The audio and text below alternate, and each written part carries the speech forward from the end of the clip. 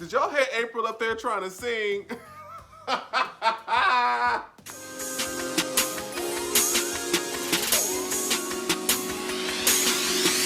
going on YouTube? Jamar, What's going on YouTube? Washington. This is Jamar for here once again. Hey, what's going on YouTube? This is your boy Jamar 4 here once again for this week's episode of Love and Hip Hop Hollywood Season 4, Episode 4. Now, this was probably one of the more interesting episodes to me, and it seems like the episodes are getting a little bit better and better as we get further into the season. A lot of storylines are starting to develop, and a lot of interesting things to check out.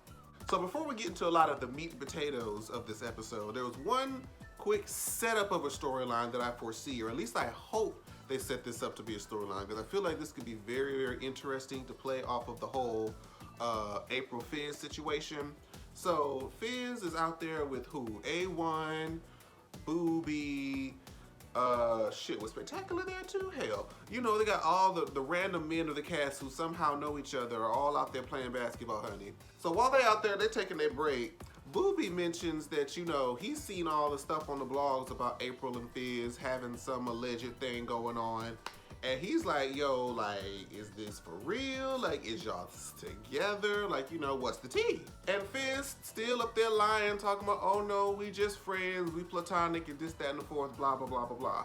Now, I like what Booby did, because Booby's like, okay, well, if y'all just friends and it's all platonic and whatnot, I'm trying to slide up in them DMs, and you know, the best way to a woman is through her best friend, so like, hook a brother up, you know what I'm saying? And you can kind of tell, I don't know if they edited that out or however they tried to produce it, but it seemed like Fizz kind of felt like he was in his feelings a little bit. They ain't show it too much, they kind of skipped right on past that, but I caught it. So I hope that they kind of turn that into a thing where Booby tries to holler at April and Fizz kind of sitting over there looking stupid, knowing that they trying to be together. So I hope they play off of that storyline. So this week, we got to see a lot more backstory and of course background on Mickey Monday. Now, last week we talked about how Mickey Monday is this new hip hop, well, he's not really new to us, new to a lot of us. He's a new upcoming hip hop star, and he, you know, he is Caucasian. I don't think he's mixed with anything else. I don't know if he's mentioned anything else being race-wise, but he is white, you know, trying to be a hip hop artist, and you know that's usually a taboo thing, which is why people like Iggy Azalea and Eminem have sort of faced this backlash in the community. So we're documenting his storyline of how he's trying to overcome these adversaries and whatnot in the music game. Great. Now, this week we learned that he has a daughter. I don't think he specified who the child's mother is, but he's taking the daughter home. He's visiting his parents. Now, interestingly enough, his parents, he said, are divorced and have been for years, okay? But yet, they still live together? Now, I know it's a little bit more expensive to live on your own, trust me, I know, but it would seem that the whole point of a divorce is to split, but y'all still living under the same roof. You know, we don't judge people's finances, we don't judge people's situations. I just know that if I divorce somebody and I have to still see them every day, and we probably still bringing people to the house, and can you imagine? You divorced and single, can't even bring nobody to the house. You a grown-ass man, grown-ass woman, but you got your ex-husband, ex-wife in the... Anyway, that's beside the point. We learned that Mickey Monday is actually dating Slick Woods. Now, for those of you who do not know who Slick Woods is, I've gotten familiar with Slick Woods, like he mentioned in the episode, because she is one of Rihanna's models for a lot of her Fenty products. And I think that Slick is so beautiful. She is not like the traditional European style of beauty. Like, she's bald, she has this gap, but she has these full ass lips. And her personality is just so infectious to me. Like, she is dope. Like, she would be somebody that would be so much fun to be around, has great energy, And I could just see why someone like Rihanna would be attracted, and drawn to her. So when he's talking about, oh, she done brought her, he's dating her, I'm like, hmm, Slick, do you want to be? I, you got Rihanna money. Why you on Love and Hip Hop? I mean, you might just be the supporting character. You might just come in for a scene or two, but honey, stay away from the show. You good. You are a model. You got coin. Don't do this. But you know what? We'll just see. Maybe she got something to bring. She is interesting, so I will say that. But we'll just kind of see where that goes. But anywho, so now they're officially dating. And then we're introduced to Akon, which is somebody I never thought I would see on Love and Hip Hop. Child, I never thought I'd see Akon again, to be honest. But listen, apparently back in the day, Mickey Monday and Akon had some deal that they were supposed to launch his career. Ish didn't work. Okay? And, Mickey's kind of daunting on the fact that he made this bad decision years ago that could have made his career, blah, blah, blah. So after we learned that, we pan over to Akon having some meeting with Trisha, Ina, whomever she is. I already know I'm not gonna like her. Let me tell you why. Mainly for the fact that her voice is already irritating. She has that really high, nasally voice that I can't stand. And they have that inflection in their voice when they ask a question. Very Kim Kardashian, and it just, I mean, she's a beautiful girl. Her and Akon are married, apparently. And she is this top HR, A&R at this record company. So, I mean, she must know what she's doing professionally. But, So we get the story of how, even though her and Akon are together now, they had some split for about a year or so when they weren't together.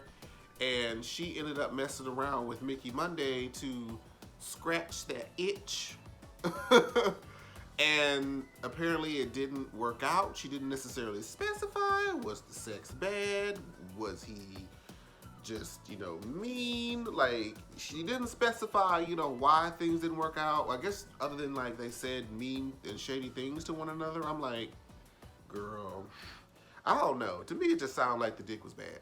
So awkwardly enough, after we learned this situation with Trisha being with Akon, Mickey Monday being with Slick Woods, and Trisha and Mickey screwing at one point in time, they meet up, have dinner, where they're trying to, I guess, catch up on each other's lives. And they start just having this banter back and forth. And what was interesting was that when he was asking, are you still with that slick girl or bald-headed girl? He called her something shady. And he was like, yes, I am. That's my baby. I'm happy with her. And she's like, no, you not. So we gonna sit here and we gonna be fake. We're not gonna be real. I'm like, so what are you trying to say? You know what I'm saying? Like, clearly, you didn't want to be with me. I was just, a plaything for you at the time. I think for both of us, we knew what this relationship was. So why is she over here trying to be shady, talk about how I feel about my current relationship? Okay, how you feel about Akon, bitch? Y'all split up for a year. The whole reason why you even know me intimately is because y'all split up. So what's the tea with you coming at my girlfriend like this? Secretly, I feel like Slick would beat her ass. But she coming out her neck talking about how Slick isn't her type and isn't his type, and she apparently knows more about what he likes than he does. And I'm just like, so you mean to tell me that he's supposed to like people like you that talk with his nasally voice? And I'm like, girl, I'm telling you, Trisha might be cool, but that voice is going to run me ragged. As we continue to beat this dead horse of Lyrica and A1's relationship or lack thereof, Lyrica's out with Princess, looking at apartments. I I mean, you could tell that the whole them looking for partners was just for this setup of the scene, and the real estate agent, whoever he was supposed to be, had to take a phone call right at the moment where they had to talk about, child Mona, girl, you need to set up these scenes a little bit better, more believable, honey. But anyways, I feel like they just rehashed the same exact conversation that they had in the previous episode where Lyrica said, oh, I don't know what I want to do. He cheated. And even though I did what I did, it doesn't allow him to do what he did to me. And Princess is like, well, I understand how you feel because I too was pregnant and my man was cheating on me. And we just got to stand together. We got to let them know what it's like to be without us. Ray J didn't act right till it became, like, I want to feel like, honestly, tell me if I'm tripping. Did we not have this exact same conversation just in a different setting in a couple of 2 episodes ago? But Lyrica is sitting there folding her clothes. A1 steps in, talks about, how he wants to rebuild his family, how he wants to make this thing work, and he's apologizing, asking her, like, do you want to make this work? Do you want to make this work? Now, honestly, Lyrica has no reason to try to make it work at this point because they were already married, and then he cheated. I guess she did whatever she did in retaliation, but they renewed their vows, were supposed to start on this new journey, and up pups summer money. So, look, how am I supposed to believe that you are any different now than you were then? Honestly, at this point, and I feel like she kind of says that. It's not like she doesn't want to be with him. She's just like, well, I've never been more unsure because, yeah, I want my son to know both of his parents, but this emotional abuse you got going on here is not gonna work out, buddy. This is not the tea. So later on, Lyrica is in the studio. Well, was it a studio? She was somewhere on a stage. I'm not sure, but she was up there singing some song. Now, I don't know I haven't heard a lot of Lyrica's material. I remember she had some song out that she was claiming somebody popular had sampled. I can't remember. But from what I heard, I am not the biggest fan of her particular tone. I don't know what it is, but I don't like it. I don't like it. So, her and K. Michelle meet up. K. Michelle reaches out to her because she says she misses her friend, and the whole thing with Safari last year was something that Kay did out of anger. She didn't really mean it, and she's aspiring to reconnect. So they have the really touching moment where, Kay talks about, why she did what she did, and how they pretty much have a very similar story to having a child, feeling like your career is going to be over, and they want to kind of unite, just kind of be like, we can be women, we can be mothers, we can be independent, and we can still be successful all at the same time. So I'm glad they were able to kind of reconnect, because that, even though it was kind of funny last year, it's always good to see people be mature, and even though they have a fallout, they can come together and have a really sweet moment. So I really do appreciate that.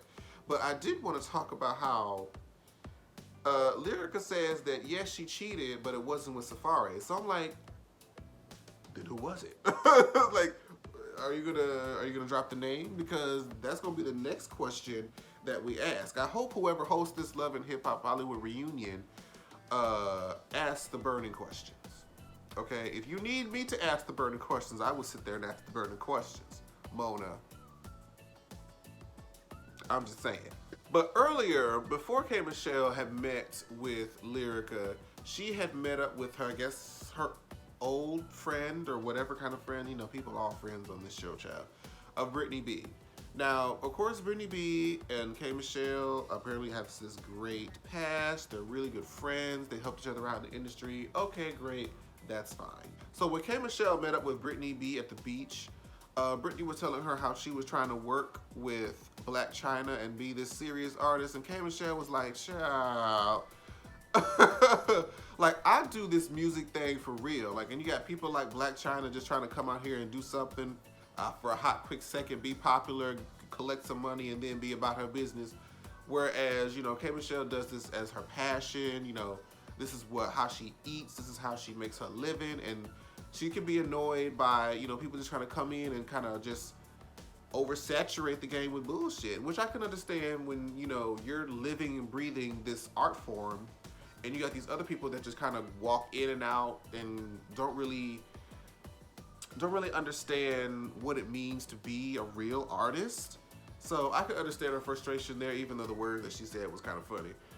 But even though K Michelle was kind of looking at Britney's side eye for working with Black China, Britney was looking at K Michelle's side eye for apparently trying to reconnect with Lyrica, because apparently Britney B and Lyrica have a past. Who knew? Apparently she helped her with her career. She helped her get some singles off the ground, and then when she started to sort of pop a little bit, she started, I guess, acting like she didn't know Britney, how Britney B was some groupie. So Britney B is calling Lyrica fake and not really with the shit. So we can tell that's gonna be an additional storyline when Lyrica and Britney finally meet back up again. So one of my favorite parts of this episode was the scene with Moniece, April, and even Britney B was there giving a little tune and whatnot. And she was there with Stevie Mackey. He was giving them the vocal lessons. Now, vocal lessons is something I always wish that I could get, because, I feel like I got a little something there. Like whenever they're doing like the, I guess they're supposed to be like warming up exercises, going like up and down the scale. Like,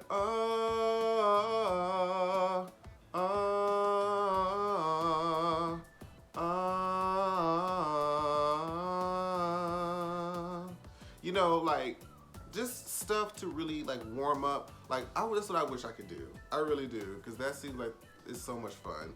Maybe one day. Well, it will be one day. But Moniece was up there giving her little, 1-2, buckle my motherfucking shoe, and she actually sounded pretty good. I've heard Moniece sing before, and it's really not bad. I mean, honestly, I wish she focused more on that as opposed to all this mess, which seems to be what she's doing now. So good for her. But baby, when they sat up there and they let April sing that song, whatever song it was, I guess it was supposed to be hers.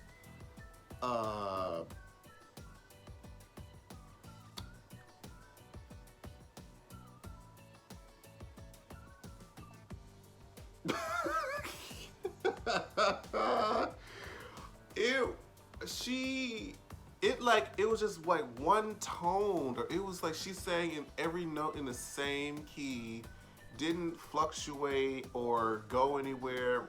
But then again, they were talking about how she was timid, so she probably just wasn't confident in it, which is a very understandable thing, especially when you're first starting out, because I know I'm still building up confidence in my own vocal ability. So I can definitely understand where that came from. But when Britney B was talking about, this is how April sings. Silent. I was like, you know what? I ain't gonna, she wasn't the worst I've ever heard, but it was, but anyways, so when the vocal coach finally leaves, Britney's kind of like, look, ain't neither one of y'all really got no music for real. I don't know how you're gonna make this tour happen, and then I take this very seriously. And mere moments ago, well, not moments, but it wasn't too long ago that you talked about how she sells pussy, and you sat out and read an entire diss song about her, and now y'all want me to believe that y'all want to work together now? And they're like, but we talked, like we've had a conversation. And she was like, so that's all it took? Y'all did all this stuff to each other and it just took a conversation? Mm-hmm. And I mean, I feel like it is just that easy sometimes. Like sometimes people just react and do things in anger. But this tour is a very suspicious thing. But I do believe that they probably did hash things out. I actually believe Moniece when she talks about how her anger and frustration wasn't so much in April's direction, but more so with her baby dad, with her disrespect of where her son was. And I think she just got caught up in the crossfire. But when it seemed like Brittany was trying to still stir up the mess, I could kind of feel like Moniece was trying to put her foot down and be direct, like, look, I don't have a problem with her. I'm refusing to have a problem with her for the very reasons that we talked it out, we came to an understanding, and I was proud of her. I really was, because I actually believed her that time. And lastly, we get to this bowling party that was held by Brittany B as some sort of industry mixer. I didn't really see anybody there, but you know, it's a mixer. And she's there with Mr. Ray. Was he there with anybody else that I can remember? I don't think anybody else that I can remember, but we just knew that Paris and Zell Swag walked into the building. Oh, it was Jason Lee. That's who else was there. So when Paris and Zell come in, because they heard from April about all this stuff that Brittany B did, so they're trying to get their own vibe of the girl. I'm like, all right. And so, you know, Brittany B has this loyalty to Kay, so she ain't really too happy to see Paris here, so she's gonna make all the Uber credit stealing jokes and shade that she can. So when they walk in, apparently Mr. Ray and Zell, you know, they tried to show that they are cordial. Mr. Ray talked about how even though we supposed to be cool, I'm still looking at you with one eye. I'm not just gonna completely put my guard down, but I'm watching you, bitch, you know? And they hug it out, and they talked about how they made things up, or how they made up. And Jason Lee is talking about, what happened to the beef? What happened to the beef? And he's like, we worked it out. We talked. Everybody's talking now. Getting over their beefs. And I'm like, okay, cool. But apparently Paris felt like it was overly dramatic, or they was doing too much or whatever. And that kind of set off Brittany, because she's like, look, I didn't even invite her. So her to be coming up here trying to regulate what's going on is not gonna work for me. Like, I'm gonna need you to get in your Uber. Get in your Uber.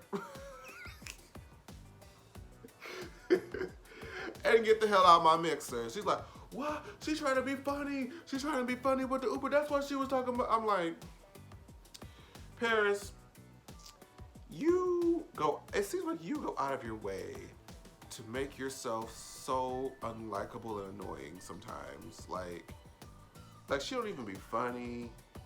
She ain't, I don't understand necessarily what she adds other than to be like Zell's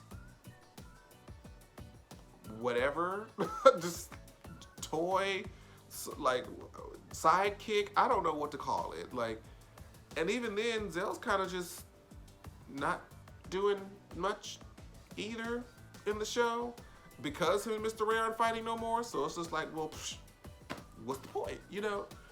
But this was one of the more interesting episodes. I'm still waiting to see how a lot of the storylines unfold.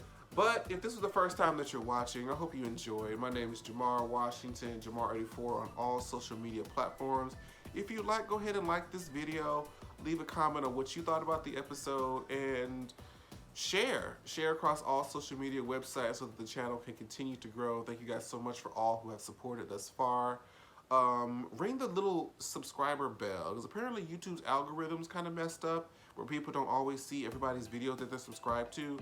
So at least you can get a notification if you want to keep up with the uploads here on this channel. I would greatly appreciate it. And I will see you guys next time. Bye-bye. Like, share, subscribe. Jamar Washington.